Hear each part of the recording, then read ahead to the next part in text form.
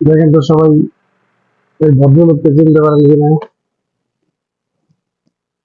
এই যে একজন ভদ্রলোক, দাঁড়ান আমি আসলে ছবিটা একটু জুম করে দিচ্ছি, তাহলে হয়তো আপনাদের চিনতে সুবিধা হবে। ডক্টর জাফর ইকবাল, 3 নম্বর ছাগলের বাচ্চা। ডক্টর জাফর ইকবাল একজন নাম্বার 1 নাস্তিক। ডক্টর জাফর ইকবাল একজন নাম্বার 1 জানোয়ার। ডক্টর জাফর ইকবাল দেশের শত্রু, জাতির শত্রু। এই অমানুষদের কারণে আজকে দেশটা এত অধপতন। বিশ্বাস হয় আপনাদের? এরা একটা চক্র। যখন দেখবেন সরকার এবং মানুষের মধ্যে, সাধারণ মানুষের মধ্যে একটা বিভেদ সৃষ্টি হয়, সরকার এবং সাধারণ মানুষদের মধ্যে একটা দ্বন্দ্ব লেগে যায়, তখন এই জাফর ইকবাল, ডক্টর জাফর ইকবাল, তসলিমা নাসরিন, রোকেয়া প্রাচী, এরপরে আরেকজন আছে, আরেকজন না, আরো কয়েকজন আছে এই সংগঠনের মধ্যে,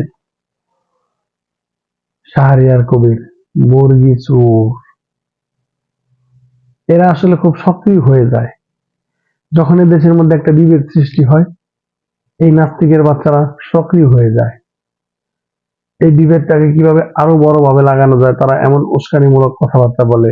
এবং এই নাস্তিকদের সাথে আরো কিছু আছে, মিডিয়ার কিছু লোক আছে এই নাস্তিকদের সাথে সংঘবদ্ধ হয়। তখন মিডিয়ার সব মানুষ খারাপ আমি সেটা বলছি না, হাতে গোনা কয়েকজন তখন এই নাস্তিকদের পক্ষ নেয়। কেমনটা লাগে!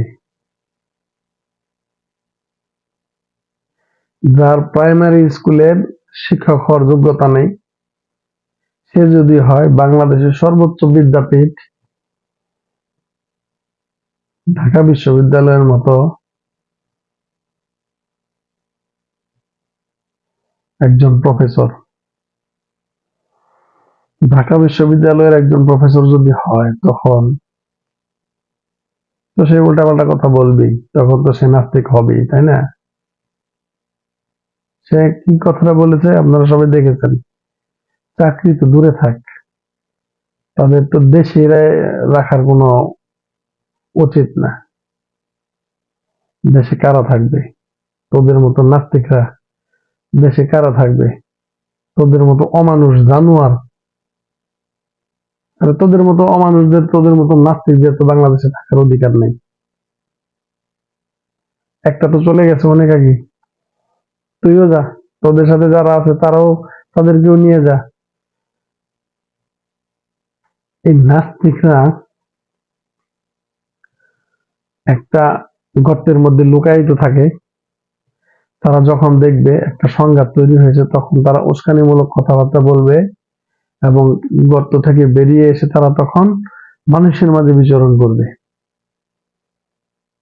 মানুষের মধ্যে বিভেদ সৃষ্টি করবে, মানুষে মানুষে বিভেদ সৃষ্টি করবে, সরকারের সাথে সাধারণ জনগণের একটা বিভেদ সৃষ্টি করবে। এটাই নাস্তিকদের কাজ, এটাই এই অমানুষদের কাজ। আর এদের নিয়ে আমাদের কথা বলতে হয় দিন শেষে।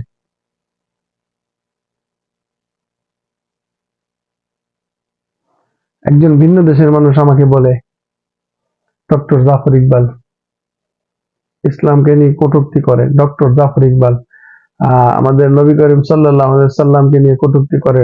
ডক্টর জাফর ইকবাল দেশের সংস্কৃতি নিয়ে তামাশা করে। ডক্টর জাফর ইকবাল। তখন আমাদের কোনো জবাব থাকে না, আমরা তখন ভাষাহীন হয়ে যাই। কি বলবো এদের শান্ত জানোয়ারদের কারণে? আমাদের বলার ভাষা আমরা হারিয়ে ফেলি এদের মতো অমানুষদের কারণে। আমরা বলতে পারি না, আমরা বাঙালি সেই পরিচয় দিতে আমাদের লজ্জা লজ্জা লাগে।